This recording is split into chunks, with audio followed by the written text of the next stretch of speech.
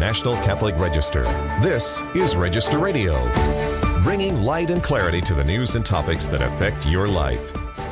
15 years after the first terrible sex abuse crisis rocked the U.S. Church, Catholics around the country are facing a new scandal, with the resignation of Cardinal Theodore McCarrick from the College of Cardinals in the face of allegations of abuse of minors and adult seminarians. All of this comes at a time when the scourge of clergy sexual abuse has gone global, with trials and crises in Australia, Chile, and Honduras. This week on Register Radio, we talk about the newest crisis confronting Pope Francis and the Church.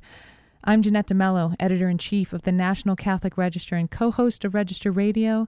As usual, I'm joined by Matthew Bunson in Washington, D.C., the Register's senior editor and co-host of Register Radio. Hi, Matthew. Good to be with you, although there are some weeks where the topics are a little more enjoyable, let's put it that way. Exactly, and you're right there in Washington, D.C., where in some ways you can feel this in the church there in a very palpable sense, right? It has been a very difficult few weeks for the Catholic faithful in the D.C. area. Yeah, absolutely. Well, for many. I think it's been a dark few weeks for Catholics, really throughout the United States, and as we were saying, really around the world.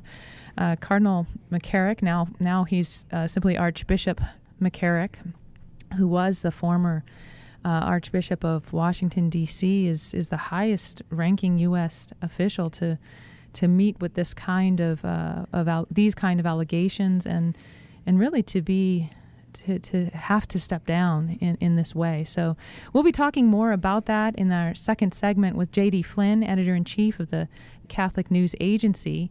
But first, we have Edward Pentin on the line from Rome. Hi, good to be with you again. Of course, Edward, it's great to be with you. And there have been so many stories around the globe that we've been covering, ones such as the Chilean bishops who are continue to be under investigation, and I think there was as many as 158 priests who were in question there. We have the resignation of Archbishop Philip Wilson of Adelaide, Australia. But you have had some really special reporting and really broke a story in Honduras. This is a story about the major seminary there. What did you report?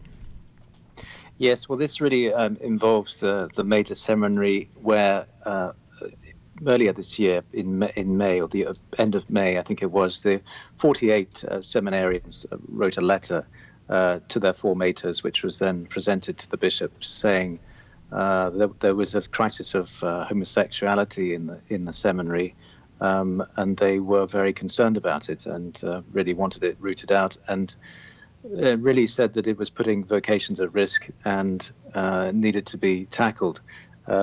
So this was something that came out then. We reported on it a while later, once we could verify the fact, which we've documented, and also got reliable sources telling us what really happened. The sad thing about this is, and we've heard this on reliable sources, is that the bishops, or rather the key bishops, and Cardinal Oscar Rodriguez Maradiaga, who's the Archbishop of Tegucigalpa, which is the capital of Honduras, didn't really take the sides of the seminarians, but quite the opposite. They took the sides of those who were accused, of forming a network, as the seminarians called it, a network of homosexuality. That's right. In the seminaries. So a very sad story, and one which I think people were glad to get exposed, certainly over that. Yes, I know. I've heard that the major news outlets, Spanish news outlets in Honduras, have published your story, republished your story in Spanish. So it really did hit the airwaves and the media waves there in Honduras. Some of the things that struck me about this letter that the seminarians wrote, it was a real heartfelt letter. It's quite difficult to read because of how heartfelt it is, and how they don't want to be perceived as gossiping. They don't want to be perceived as as ratting on each other, but they are demanding that they be given something better, that this be rooted out, and that the seminary be tougher in how it chooses its seminarians, And it's quite beautiful. One line that really struck me was about they called themselves priests in the womb of the church. That's what a tremendous line, that they need to have safety in the womb of the church so that they can grow and mature as true priests of Jesus Christ and serving the Catholic Church. Real heartfelt stuff there. Yeah. And the other thing that just makes me so sad, they say, they would walk around town in their clerics, in their collars, and people would say, "Oh, look, there are the gays from the seminary," and that's just so sad that was a word on the street. Yes, and they say in the letter that they called on the formators to dismiss from the seminary any seminarian who engages in such activity, because such a person, they said, is clearly not suitable for pastoral ministry, and then will cause pain to the church sooner or later. They're very clear about the problems that this causes the church as a whole, and they say that not everyone wants to or can be a priest. The ministry is a gift and should be lived and received from the conviction of the gospel and radical and jealous love, they said. So they're very, they're obviously very committed to their vocations and find this deeply, deeply disturbing. Absolutely. Yeah. Well, the sad thing is that, as you said, the bishops, the leadership has not really responded well. What was the response? They had a formal statement this week. By the way, we didn't get responses from most when we asked for them specifically in Spanish, and calls and letters. But the bishops did issue a statement after all of the media. What was that statement? Well, they said that basically that they've trying to handle it the best they can. They said that the norms and morals of the church are being upheld in the seminary. They didn't refer to the letter at all, and they basically took a swipe at us for reporting on it and reporting on the letter. And basically, we just reported what we'd received as fact, and which was verified. Even one of the bishops said that the letter exists, and we have a copy of it. And so, really, they just tried to sort of deflect from, I think, what most people would say was a sort of mishandling of it on their part, and really trying to sort of brush it under the carpet. It's clearly a problem that they're having to cope with, and they admit that really in their response. But they obviously didn't like us exposing it, unfortunately. But that was really what we've had to do as journalists, really, to get this out. Absolutely. I was really I was saddened by their by their letter, because they make it seem as though we are trying to say that the formators or the seminary itself has taught this, and that's not true. That's not what we were saying. I mean, what we've said is that the seminarians say this exists and must be dealt with, and it hasn't yet been dealt with. And so their demand is that it be dealt with. And we did have a statement. We actually spoke to a bishop who formerly was the rector of the seminary, Bishop Charbonneau, who's Canadian, and we were able to speak with him and confirm the existence of this letter and the material that's there, and that an ongoing investigation would be taking place. We really haven't heard whether or not that investigation is continuing, but we'll continue to follow this story. Well, what's interesting too about this is I don't know whether you've heard the same, but I think this is quite common in seminaries beyond Honduras, that this is a problem which exists and certainly has existed in the past. So it goes beyond Honduras, I think. Absolutely. This story. Well, Matthew, jump on in. Yeah, well, I was going to say that this is not the only story that you've reported on from Honduras of late, and I think in a way it pertains to the seminarian question too, doesn't it? Yes, you're referring to Bishop Pineda, Matthew, the bishop, exactly. the auxiliary bishop. Yeah. Yes, well, we've been following that story since December, when L'Espresso, an Italian magazine, broke that story about allegations of sexual and financial misconduct leveled at Bishop Pineda, who's the auxiliary of Tegucigalpa, which is headed by Cardinal Rodriguez Maradiaga, who's very close to the Pope and one of his closest aides. And so we were tracking this and trying to find out exactly what these allegations were and how true they were. And unfortunately, it became quite clear that there was really something substantial to them, and so we reported on that. he resigned or handed in his resignation, he says, last year, and the Pope accepted it earlier this month, or in July. So this sort of came to a conclusion, and I think showed that the allegations were true, and that these were serious problems that the bishop was doing, and serious allegations of corruption from financial allegations of getting a government loan and then and it disappeared, a big government loan of $1.3 million, and then allegations of sexual misconduct against sexual abuse of seminarians, at least 2 who came forward and testified, or we got testimonies from them, which we published in March. So yes, this is all kind of connected. I think the homosexual element to this story, and just the level of corruption, I think, over there. And what is really interesting right now is that they have not published the results or the findings or even a summary of the apostolic visitation that occurred last year of Bishop Pineda and of the situation there. And you assume, of course, as you said, that because his resignation was accepted, that some of those allegations they found were substantiated. But the Vatican has yet, and we've asked, has yet to report anything on that apostolic investigation. That's not the case in Chile. Obviously, in Chile, we have seen the results of an apostolic investigation. What do you make of this, Edwin? Yes, well, there does seem to be a disconnect here. It is rather odd that there's been no sort of consequence of this resignation from Bishop Pineda. There's been no, as you say, no notice of what the reasons were. Although we've asked him personally whether he could respond. He never did respond, and so we have to sort of draw the conclusions that there must be something in these allegations. But yes, as Chile was quite different, and as we've found out, there's going to be probably what they call a historical trial there. To discover that how much abuse there was and how much evidence was deliberately destroyed by the country's bishops. Apparently, so this is the allegation which they're going to try to find out at this trial. So. And you have 2 Chilean cardinals who've been caught up in this too. One of them, member of the C9, is that right? Cardinal Errázuriz Ossa? Yes, that's right. He's caught up in this, and also Cardinal Izzati, who's his successor as Archbishop of Santiago, who's also accused of covering up for abuse cases, although he strongly denies it.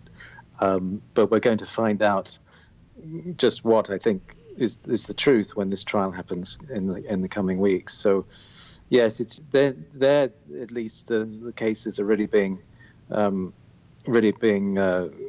grasped and looked at properly. But in Honduras, it's not. And people say it's possibly because Cardinal Rodriguez Maradiaga is so close to the Pope that these things are being protected, and the bishop is being protected. But we don't know. But it does seem rather odd that there's been nothing to come out from this so far. Well, we certainly hope, in light of all of the focus on Cardinal McCarrick, former Cardinal McCarrick, that we see the Pope act also in Honduras. And there's a lot of expectation, as we'll be talking about in a few minutes with J.D. Flynn, about an investigation of the situation with Cardinal McCarrick. So pressure is being put on the Holy Father to act consistently on these cases, and so we'll see how he acted. It's remarkable that he did accept the resignation of Cardinal McCarrick right before the big August holiday, right? So there's some sign that there's a real understanding of the urgency here. Edward, it's always a pleasure to talk to you on radio, but it's even more of a pleasure to work with you on these kind of stories. So thank you for your reporting and your diligence. Sure, thank you, and thank you for all your support. Thank you. When we come back, we'll talk to the editor-in-chief of Catholic news agency J.D. Flynn about the fall of Cardinal McCarrick. This is Register Radio on EWTN.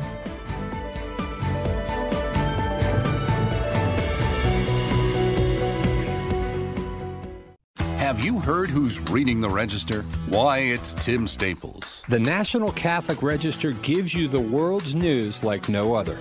Only NCR has a stable of writers steeped in good Catholic theology and philosophy to give you the news with proper perspective. For a 3-month free subscription to the National Catholic Register, go to ncregister.com and click on the 3 months free banner or call 1-800-421-3230. Stay up to date on the latest EWTN TV and radio shows, books, art, CDs, and DVDs from Religious Catalog when you sign up for Wings, our weekly e-newsletter. Get Wings today at EWTN.com. Let's return to Register Radio on EWTN. Welcome back. I'm your Register Radio host, Jeanette DeMello, Editor-in-Chief of the National Catholic Register, and I'm joined by the Register's Senior Editor, Matthew Bunson, who is my co-host. Hi, Matthew. Hello, good to be here. And we are also joined by Catholic News Agency's Editor-in-Chief, J.D. Flynn. J.D., thanks for being with us. Thanks so much for having me, guys. It's great to be with you. So, J.D., the Catholic News Agency has been reporting, like almost everyone else in the U.S., on this very serious moment regarding former Cardinal Theodore McCarrick. It's a devastating moment. It's a moment of scandal. And an important question is, does this mark a new phase in the handling of the sexual abuse crisis in the church? Yeah, it is. First of all, it is tragic, and the more we learn about this, the more tragic it seems, and the more difficult it is for people to process. And we've talked with so many people who are experiencing hurt and anger and frustration. And of course, I think the most important thing is just for all of us to offer those things to the Lord and to continue to have faith that His church and the promises of His church are bigger than any one man. But it is a difficult thing, and will it mark a new era? I think in a few ways. First of all, this is, in the United States, certainly the most high-profile case of a senior church leader who's been accused directly of sexual abuse, both of minors and coercive sexual behavior with seminarians and priests. And the church has to figure out how to address that. We called a few dioceses last week just to ask them, what should we do if we suspect that a bishop is acting inappropriately? And although they were all trying to be helpful, nobody really has a clear answer on that. Right. And so the church has to get a clear answer on what the process is supposed to be for those who think that a bishop himself has begun acting in a sexually sinful way or in some other way that's inappropriate. And we've been asking the same questions of seminaries, and I don't know all of the answers yet because we're giving them some time to give us their answers, but it's the same kind of question. What's the protocol? What's the policy, and who knows about it? Is it very clear? So, and would you say, J.D., that it's no longer sufficient for a diocese to say, well, just write a letter to the nuncio, the papal ambassador, that we've kind of moved beyond that, haven't we? Yeah, I think that's right. Some of the reporting that has come up about now Archbishop McCarrick has suggested, that the reports at various times were at least made, or letters were written to the nunciature, and there weren't answers there. So, yeah, I think there needs to be a lot more clarity about that. And frankly, my take on 2002, when the bishops got together in Dallas to write the essential norms in the Dallas Charter, is that these possibilities I don't think were envisioned by many of them. And the kinds of things that might be alleged against bishops, I don't think many of them had in their mind. And so it's a new way of thinking about things. Who's watching the watchmen is a question that people keep asking me, and I think the bishops and the Holy Father ultimately have to have a better sense of how that's going to be answered. So, J.D., let's turn to Archbishop McCarrick and talk about what's next for him. So he has resigned from the College of Cardinals. That's why we're calling him Archbishop and not Cardinal McCarrick. But this is far from the end of his troubles. I mean, he's been asked to be in seclusion, but he's got legal troubles. What does he face potentially canonically and criminally?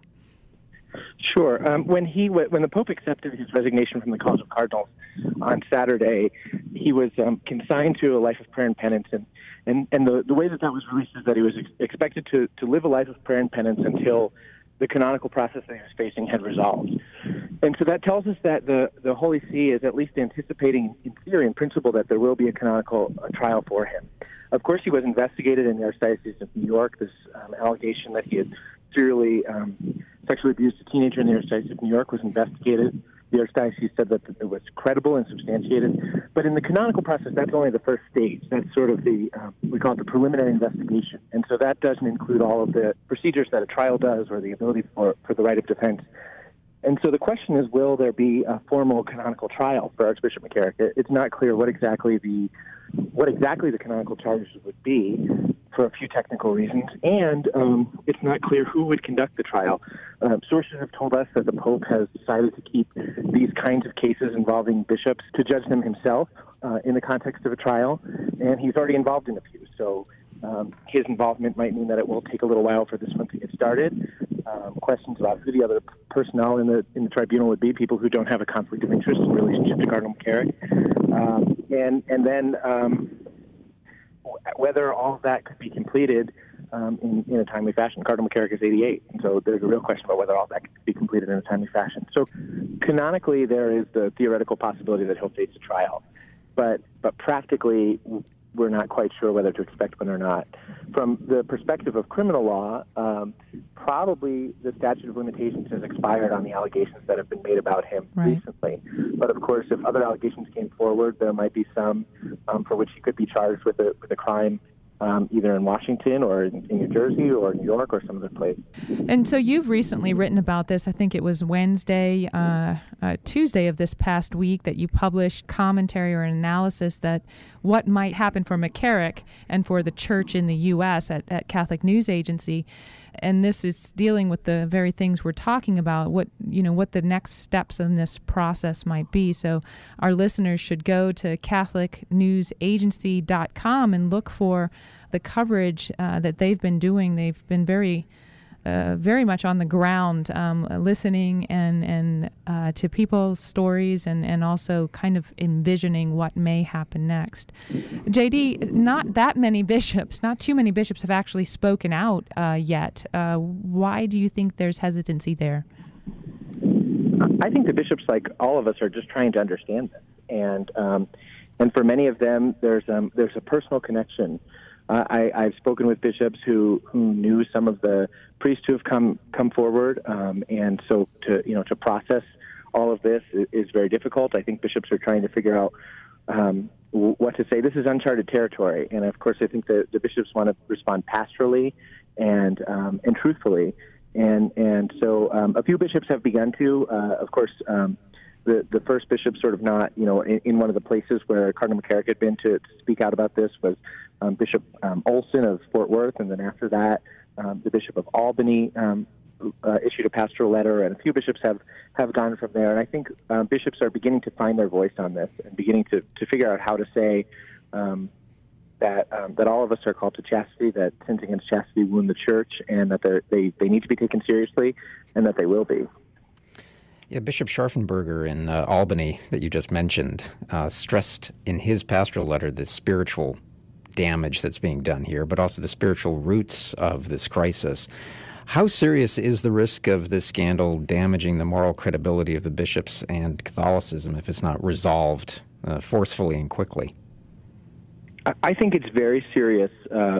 I think not only whether or not it's resolved very quickly, I think so many people, faithful Catholics, people who have been practicing the faith for a long time and faithfully, are asking whether other bishops could have put a stop to this, whether there could have been an intervention when some of these rumors that were apparently floating around about Cardinal Archbishop McCarrick were manifested. And so people have a lot of questions, and they're looking for answers from their bishops. One of the things that I wrote is that this might be a time in which some of the ecclesial movements and other Catholic communities that have vibrancy might begin to seem more attractive because they're a little bit less connected to the institution of the diocese, and if people are struggling with difficulty trusting those, the diocese and the bishops, that those movements might begin to gain more traction in the United States. And of course, then the question will be, how will the bishops respond to that? And so, I think the bishops really are in a difficult spot because so many American Catholic leaders, significant American Catholic leaders, are very close to this. Absolutely. You know, we had written an editorial last week called Sins That Demand Justice, How Clerical Culture Failed to Stop Sexual Predators. And really, it's many people are asking the question, many journalists are asking the question, which bishops knew? And some have said that's the wrong question to ask. It's who should have known, reading the signs or reading certain situations. Maybe they honestly did not know. But in the context and what we've learned from grooming behavior and whatnot from the sexual abuse crisis of minors, you can begin to judge and look at behavior and say, okay, let's ask questions here. And so there's really been, that's a serious question we need to ask as we do our reporting is, were there signs, not did you know or not, because I think they'll be honest, many will be honest in telling us that they didn't really know. But should they have known by reading the signs? I think that's an important question. And I agree. Of course, at the same time, hindsight's 20/20, and it's so much easier to see the signs when we see the results. But I think that speaks to a new kind of awareness that bishops are going to be called to have towards one another. And bishops are generally loath to involve themselves in one another's, the way one another, that they run each other's diocese. Bishops are generally loath to kind of criticize one another. But I think we're going to see a more clear expectation that bishops who know one another are holding one another accountable and making clear their own concerns when things don't quite seem right. And for the bishops, that'll be a real sea change, because it's not, as you said, that runs against a lot of the aspects of clerical culture that they'll have to re-examine, I think, and that'll be difficult. At the same time, I think we should obviously say that the vast majority of bishops in the United States, just like the vast majority of priests, deacons, and religious in the United States, are pursuing holiness and trying to live as missionary disciples of Jesus. But they all face, I think, now a new set of responsibilities, and they all face together the question of how they'll address this and how they'll move forward. Absolutely. They need our prayers. JD, thanks for your reporting, and we're grateful to be your partners. Likewise. Thank you so much, you guys. Remember, for more news, analysis, and commentary, check out the National Catholic Register online at ncregister.com. You can find our podcast there. And thanks for joining us on Register Radio here on EWTN. For Matthew Bunson and our producer, Jeff Burson, I'm Jeanette DeMello. Until next week, God bless you.